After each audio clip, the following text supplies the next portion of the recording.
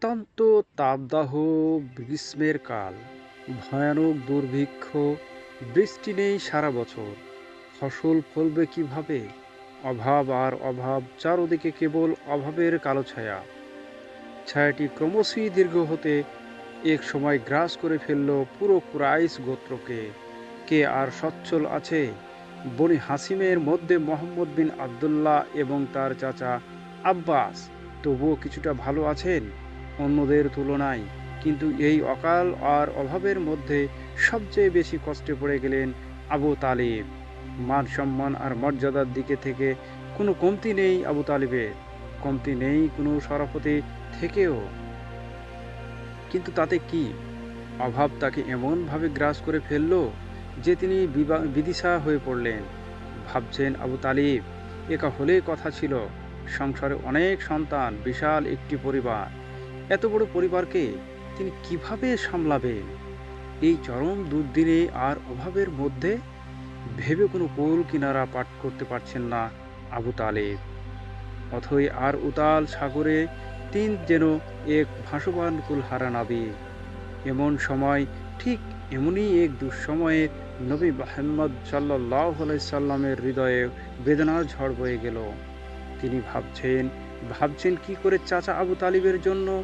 দুর্দশায় তিনি অস্থির হয়ে পড়লেন। ভাবতে ভাবতে তিনি ছুটে গেলেন চাচা আব্বাসের কাছে।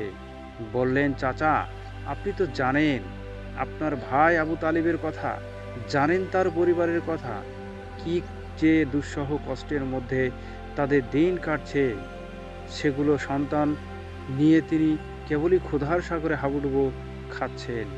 চলুন না, আমরা তার কাছে যাই এবং তার কিছু ছেলের দায়িত্ব আমাদের কাঁধে তুলে নিই, তাকে কিছুটা হালকা করে তুলি। তার একটি ছেলেকে আমি নেব আর একটি ছেলেকে আপনি নেবেন। রাসূল সাল্লাল্লাহু আলাইহি সাল্লামের প্রস্তাবে শুনেই হাসি মুখে বললেন, আব্বা, সত্যি তুমি আমাকে একটি কল্যাণের দিকে আহ্বান জানিয়েছ। সত্যি তুমি এক ভালো কাজের প্রতি আমাকে উৎসাহিত করেছ।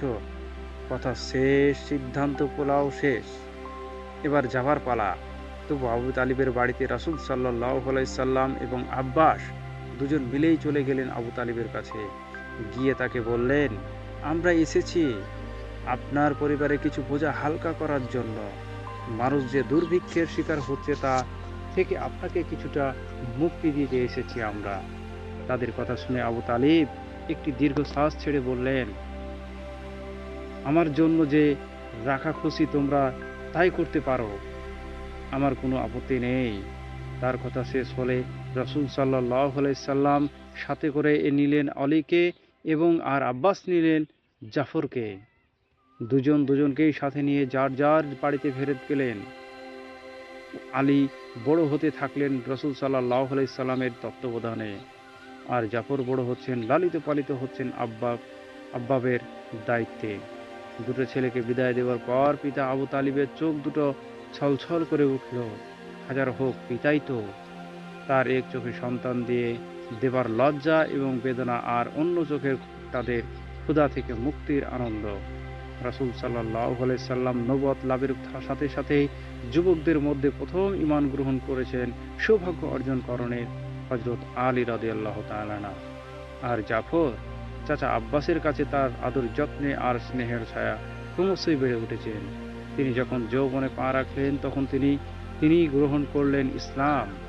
রাসূল সাল্লাল্লাহু আলাইহি সাল্লাম মক্কার দারুল আকরাম থেকে মানুষকে দাওয়াত দিতেন ইসলামের পথে, দাওয়াত দিতেন আল্লাহর দিকে, সত্যর দিকে, আলোর দিকে, ঝলমলের পথের দিকে। তার সেই ডাকে সাড়া দিয়ে তখন বেশ কিছু লোক ইসলাম গ্রহণ করেছিলেন। রাসূল সাল্লাল্লাহু আলাইহি সাল্লাম তাদেরকে নিয়ে দারুল আরকামে একদিন নামাজ দাঁড়িয়েছিলেন। সারিবদ্ধভাবে দাঁড়িয়েছেন তারা, গায়ে গা সোজা কাতারবন্দি নামাজ আদায় করছেন রাসূল সাল্লাল্লাহু আলাইহি সাল্লাম তাদেরকে নিয়ে।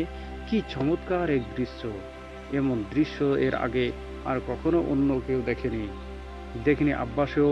তিনি তো অবাক।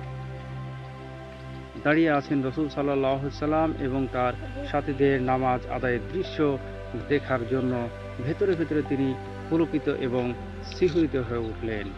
একে রাসূল সাল্লাল্লাহু আলাইহি সাল্লামের পাশে আলী, এই দৃশ্যটি খুব ভালো লাগলো আব্বাসের।